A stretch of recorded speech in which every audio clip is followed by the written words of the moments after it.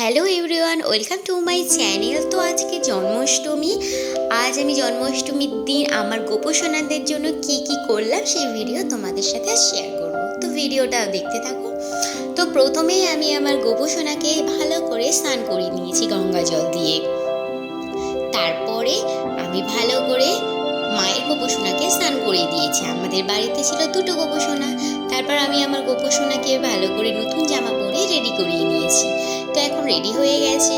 তারপরে আমি তাকে বসিয়ে দিয়েছি আসনের মধ্যে, দেখতেই পাচ্ছ বাঁশিটা দিয়ে দিয়েছি। তারপরে মায়ের গোপসোনাকে স্নান করিয়ে রেডি করিয়ে নিলাম। তো এখন দুই গোপসোনা রেডি। তো এদের এবার একটু দোলনা খাওয়াবো।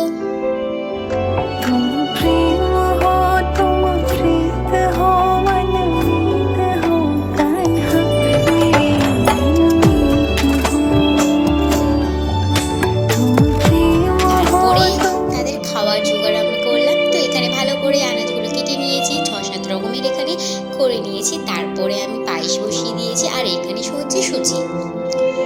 তারপরে পায়েসের মধ্যে আমি দুধ দিয়ে দিচ্ছি। তারপরে একে একে কেটে রাখা সবজিগুলো ভালো করে ভেজে নিচ্ছি। অল্প অল্প করে নিয়েছিলাম। তো এখানে আমার সবজিগুলো ভাজা হয়ে গেছে। তারপর গোপসোনাদের আসনের মধ্যে বসিয়ে চকলেট দিয়ে দিচ্ছি। তারা তো চকলেট খেতে ভালোবাসে। আর এটা ছিল বড়া।